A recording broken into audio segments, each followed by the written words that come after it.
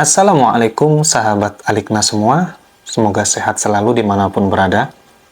Sahabatku, di dalam suatu hadis yang diriwayatkan oleh Imam Bukhari di dalam kitab Sahihnya, tepatnya pada hadis nomor 2288, dan juga di dalam kitab Sahih Muslim, tepatnya di dalam hadis nomor 1564, ada hadis yang berbunyi, An Abi Hurairah radhiyallahu anhu anna Rasulullah sallallahu alaihi wasallam qol.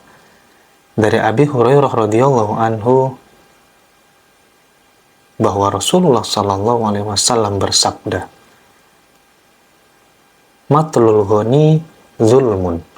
Menunda pembayaran hutang bagi orang yang mampu membayarnya itu merupakan suatu kezoliman. Wa idza utubi'a ahadukum ala mali'in falyattabi. Dan apabila salah seorang dari kamu dipindahkan hutangnya kepada orang yang kaya, maka hendaklah dia menerimanya. Sahabatku sekalian, hadis ini di dalam redaksinya itu berbentuk suatu kaidah.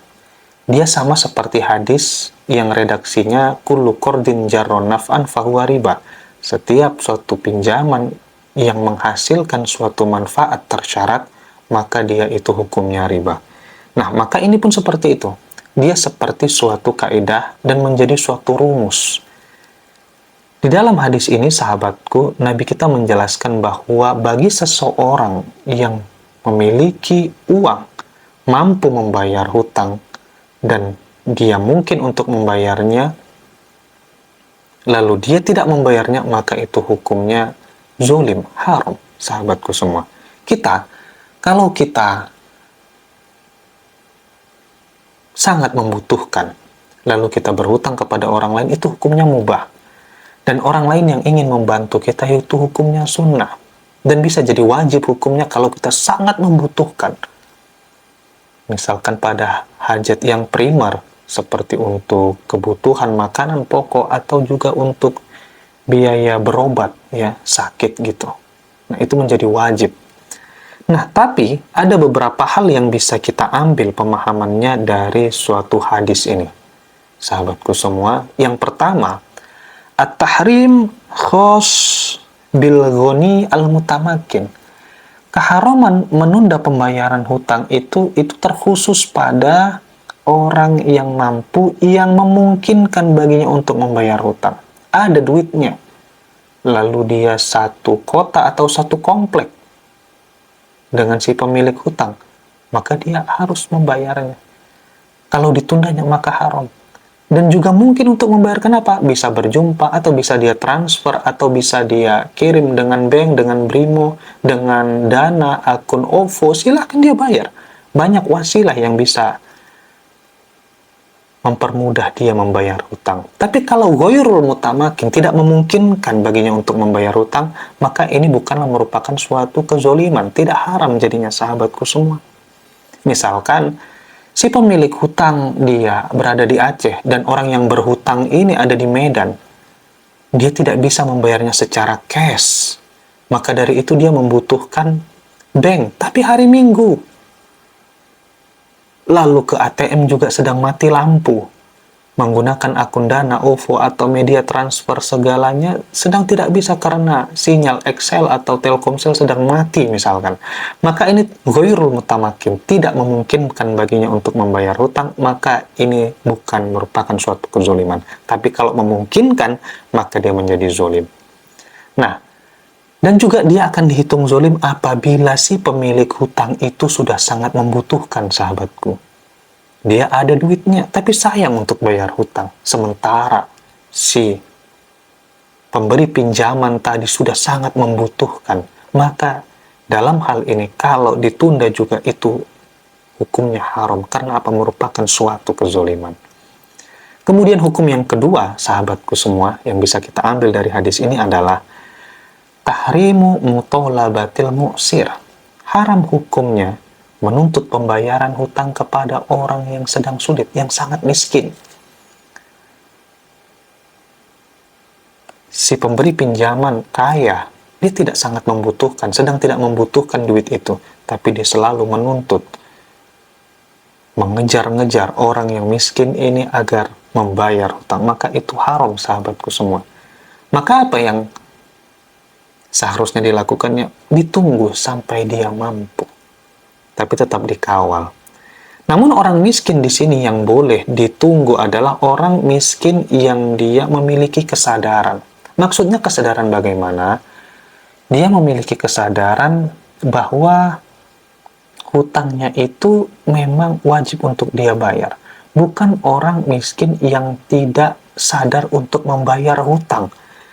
Atau dia suka berhutang kepada orang lain yang prinsipnya gali lubang tutup lubang, sehingga banyak orang yang memberikan pinjaman sama dia sehingga dia bingung untuk membayar hutangnya bagaimana. Nah, maka di dalam hal ini kalau orangnya tidak memiliki kesadaran untuk melunasi hutang, tidak memiliki kesadaran untuk menolong orang, maka orang miskin yang seperti ini hendaknya memang langsung diminta aja hutangnya. Kenapa? Karena agar bisa memberikan efek jera kepada dia agar tidak hobi berhutang kepada orang lain.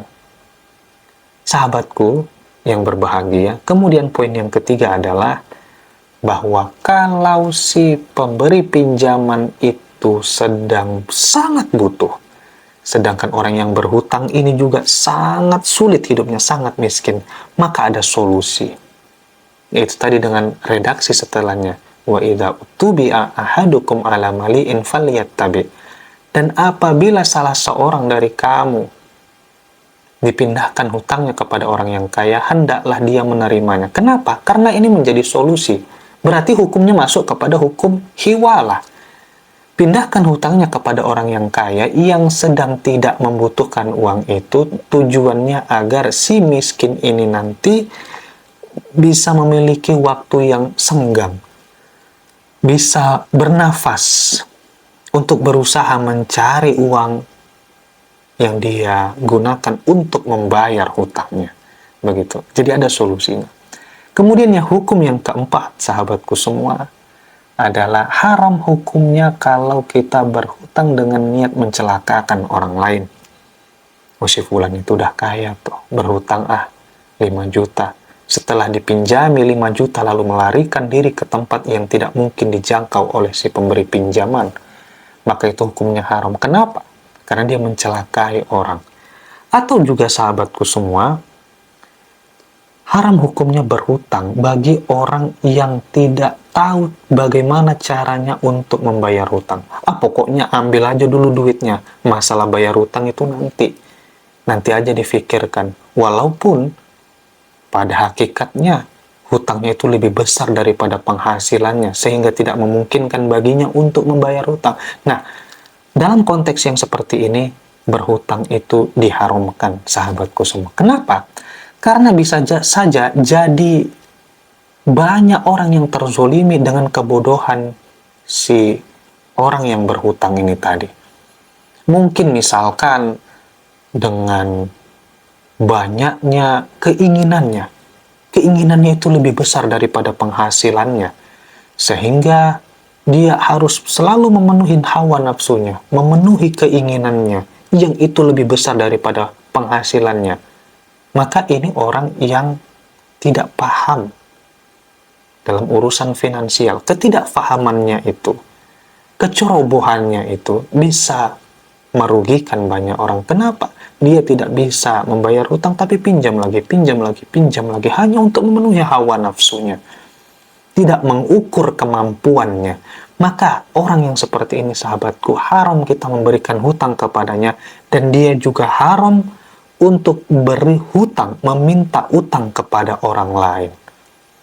Baik sahabatku semua, ini sedikit pemahaman dari kaidah matlul ghani zulmun. Mudah-mudahan ini bermanfaat bagi kita semua. Sekian dari saya. Terima kasih. Assalamualaikum warahmatullahi wabarakatuh.